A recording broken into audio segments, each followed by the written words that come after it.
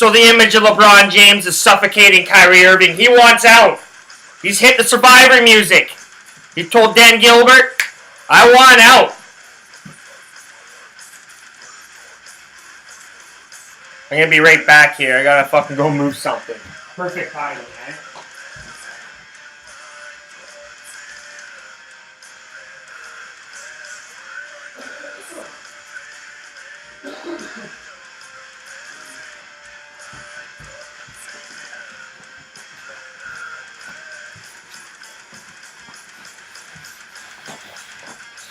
Oh no, I just gotta keep Tony away from Misty's cat food. Tony's not feeling well. He's sick. He's sneezing. He's coughing. He's fucking puking.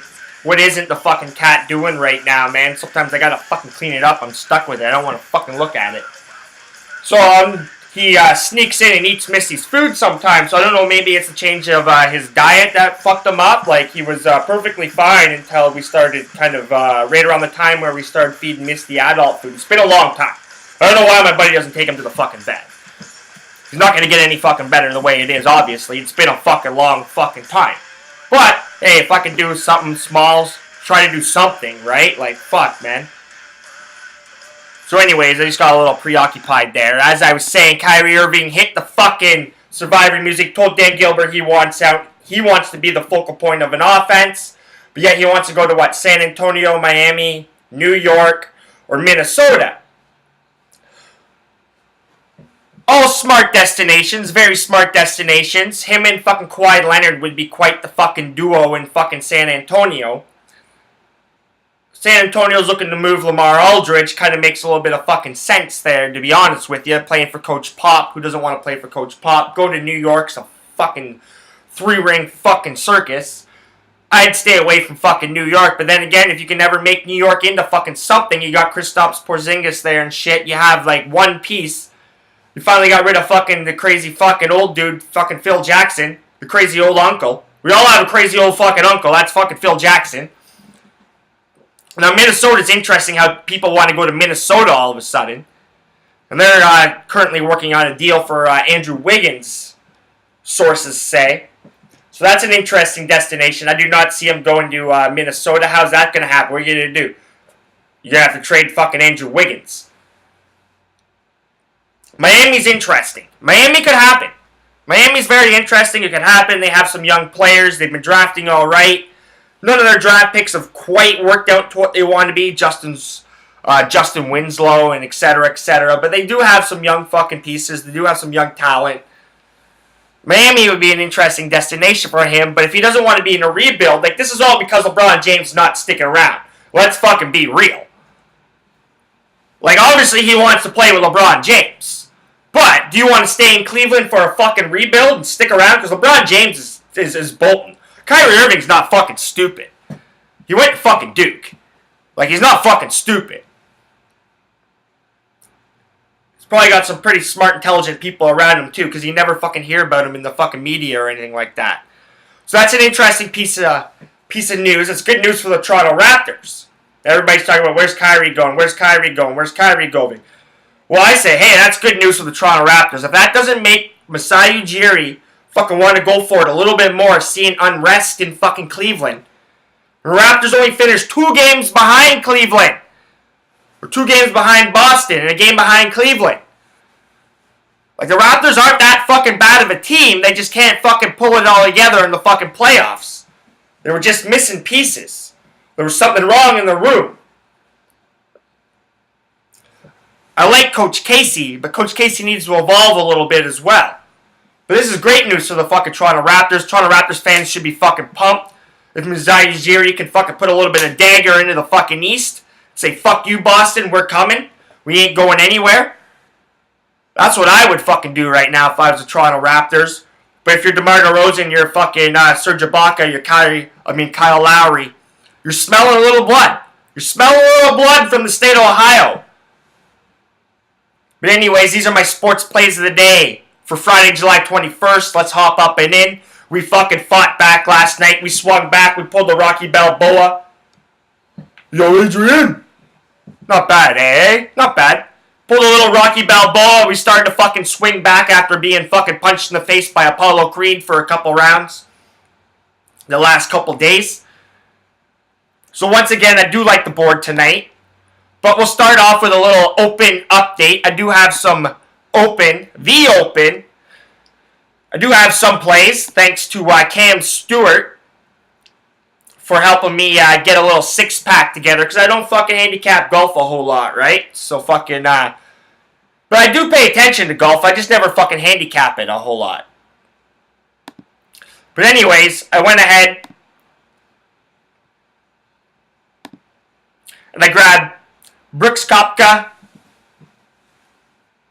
at 40 to 1. I got fucking Brendan Grace at 55 to 1. I got Matt Kuchar at 60 to 1. I got Rafa Cabrera-Bello at 66 to 1. I had no idea this guy even existed until a couple weeks ago. If you guys want fucking golf information, go check out Cam Stewart. Try to get in touch with him. Fantasy Sports Network. He knows his shit. Same with Pat Mayo. I got Shane Lowry at at 80 to 1.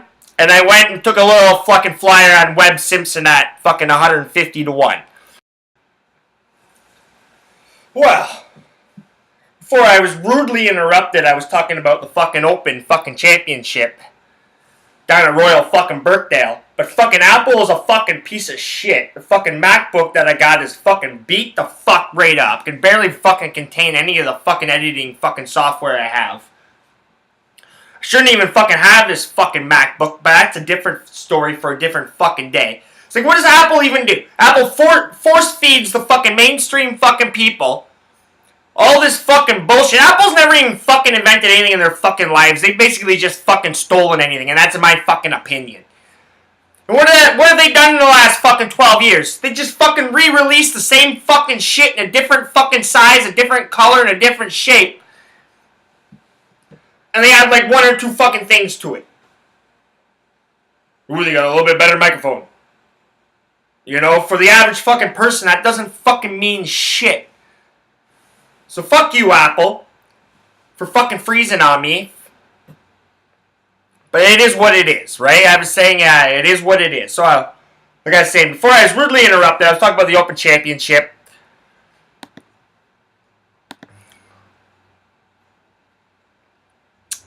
Rafael Cabrera-Bello is at even par. I got Matt Kuchar, he's 2 shots back. I got Brooks Koepka, he's 3 shots back. Jordan Spieth is your leader. So I will be keeping an eye on the Open Championship in the late night fucking hours. That's what I do. Now, I was down a little earlier. I was at a little fender bender, so I've already fucking got a little bit of fucking cash in the fucking bank.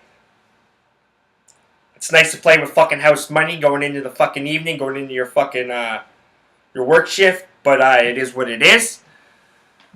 Hey, when it's close, why not, man? Why not? But anyways, let's hop up and in on my sports plays of the day for July 21st, 2017. And hopefully we don't get anything fucking freezing on us.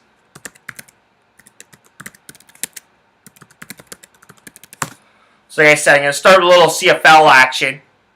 A little Friday night football night.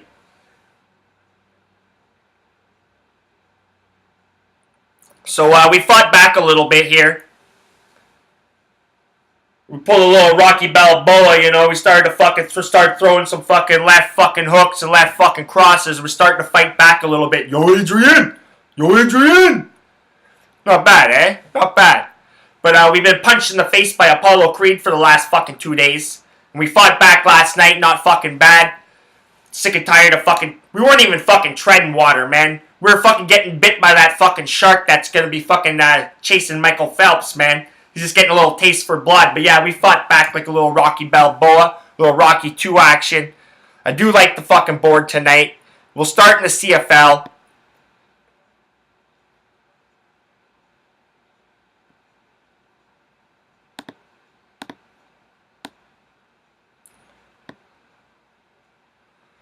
The Winnipeg Blue Bombers are in BC to take on the BC Lions.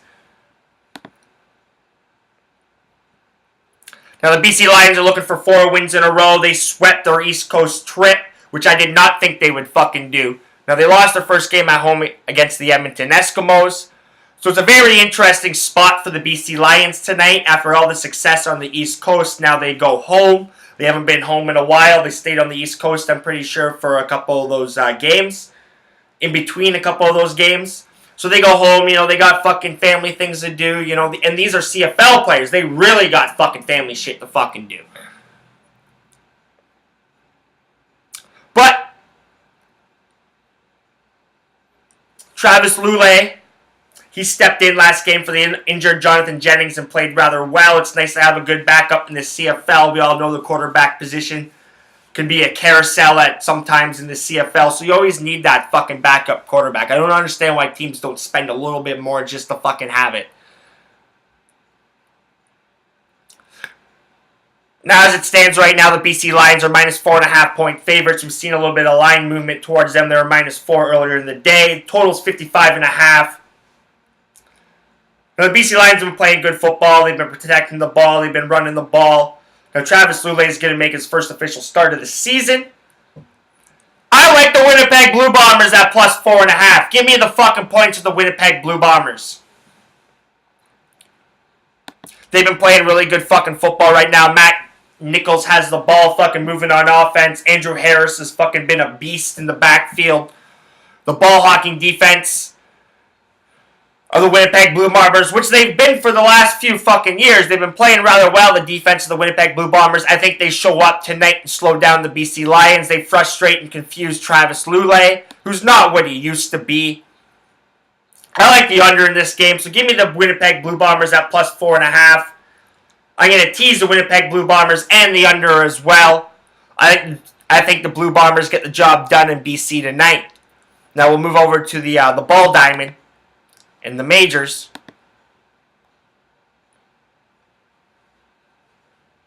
And the Milwaukee Brewers, AL Central leading Milwaukee Brewers, maybe not for long. The Chicago Cubs are starting to fucking get their act together. The Jose Quintana trade probably woke their fucking ass up. But the Milwaukee Brewers, they're in fucking Philadelphia to take on the fucking Phillies, who've been playing much better baseball over the last fucking 2 weeks. They're starting to put a little bit more runs on the board. Aaron Nola's on the mound for the Phillies. Now, this kid's fucking pitched awesome. No one's even fucking talking about it. Now, I tried to pick him up in fantasy because this kid's fucking pitching awesome. Easily the fucking staff ace of the Phillies. Stringing out quality starts one after another. Now, if the Phillies can just give this kid some fucking run support, he'd have a lot more fucking wins, and you might have to talk about him in the Cy Young fucking situation. But that's going to be in years to come. Now, Matt Garza's pitched well since coming off the DL. I don't trust Matt Garza, but I'm going to trust him in this situation. Right now, the Phillies are minus 145 home favorites. Total's 9. I like the under 9 in the Brewers-Phillies game. Now, both these teams have also been playing to the under. The Brewers are 2-8 in their last 10 games to the under, and the Phillies are 3-6-1 in their last 10 games to the under. So give me the under 9 in the Brewers-Phillies game. The hometown Toronto Blue Jays, not my fucking team, but the hometown Toronto Blue Jays, salvaged a split in Boston. Now they're in Cleveland to take on the struggling Indians. Struggling, as Cam Stewart would say. Trevor Bauer's on the mound for the fucking Indians, and no, he doesn't have a bloody finger. Marco Estrada's on the mound for the Blue Jays. Indians right now are minus 145 home favorites. Total's 9.5. Now, the Indians have been struggling. This is the first game home from a fucking pretty shitty fucking road trip. Toronto Blue Jays are 1 step forward, 2 steps back. 2 steps forward, 3 steps back. They're an average ball club. They are what they are. They're not going to get much better throughout the fucking year. But I like the Blue Jays in this spot. Give me Marco Estrada. I think he pitches better. He's got a pretty good history of pitching against the Cleveland Indians. Trevor Bauer's pretty inconsistent against the Toronto Blue Jays. Give me the Blue Jays at plus 125 tonight. Now, I don't know if there's a sucker bet, but the Washington Nationals, I grabbed them a little early at minus 155 on the money line. They're in Arizona to take on the Diamondbacks. Goodley's on the mound for the Diamondbacks. Scherzer's on the mound for the fucking Washington Nationals. That's why I thought, hey, is this a fucking sucker bet? Because Max Scherzer should be closer to minus 200 range, sitting there at minus 155. Then I went and looked, and fucking the Washington Nationals and Max Scherzer just absolutely own the fucking Arizona Diamondbacks when he's on the mound.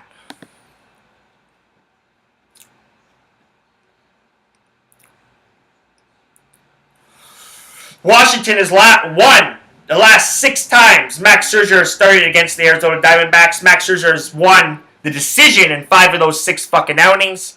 Now, Zach Goodley got fucking batted around last time out against the Washington Nationals, giving up 4 earned runs, 8 hits. So I'm just like, how can you not? Give me the Washington Nationals at minus 155. It's up to minus 160 right now. So if you like the Nationals, hop on them now before the public does. I'm also going to parlay the Nationals up with Chris Sale. Give me a little piece of Chris Sale. I want to go sailing right now. The fucking sun's shining here in the GTA. The lake's right down there. I want to go sailing right now. Let me bring a fucking nice little cooler. Some cold beverages. I want to go sailing. Yes, even on Lake Ontario, I'll go sailing right now. Give me a little piece of Chris Sale and the Boston Red Sox. They're in LA to take on the Angels. They're at minus 210 right now. I'm going to parlay them up with the Washington Nationals.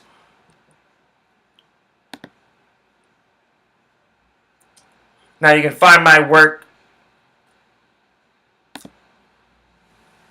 on Twitter at KJohnstonMic'dUp. You can find my work on my website, KyleJohnstonMic'dUp.wordpress.com. I watched the Manchester Derby last night. Yeah, pretty exciting. Good performance by United. We had the much stronger starting 11. So to be expected, like I expected a fucking win when I saw the 2 starting 11s. I knew that both teams would fucking use a bunch of subs though at half. City fucking looked kind of out of place. They didn't kind of know what they wanted to do. They weren't on the fucking same page. Some guys wanted to do this. Some guys wanted to do that. Which I do like to see. And I think Pep Guardiola and his stupid fucking philosophies do that to fucking players. And he's got to realize the Premier League's a fucking different fucking monster. And you don't have the fucking super talent that Barcelona, fucking Bayern Munich have that fucking dominate their fucking club leagues.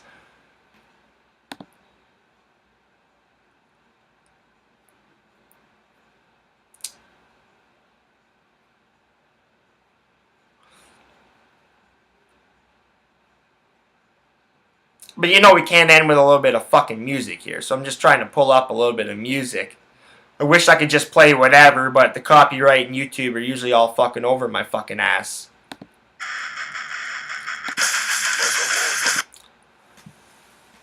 But I'm out.